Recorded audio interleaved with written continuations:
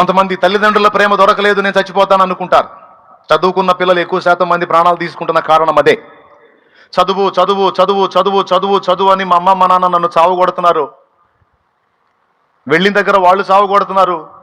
కనీసం నేను ఒక మనిషిని, నాకు ఒక మనసు ఉంది, నాకంటూ ఒక ఆనందం ప్రశాంతత అనేది ఉంటుంది అనే ఆలోచనే వాళ్ళకి లేకుండా నీ future future future future future అని చదువు చదువు చదువు అని బరువైన కాడి నా మెడ మీద వేసి నన్ను ఒక యంత్రంలా భావించి నీ బంగారు భవిష్యత్తు బంగారు భవిష్యత్తు బంగారు భవిష్యత్తు అని ఇప్పుడున్న జీవితం, నేను ఆనందంగా కాస్తో కూస్తో గడిపే జీవితం అంతా నాకు వేదనామయం చేసి పెడుతున్నారు. నేను ఎందుకు బతకాలి?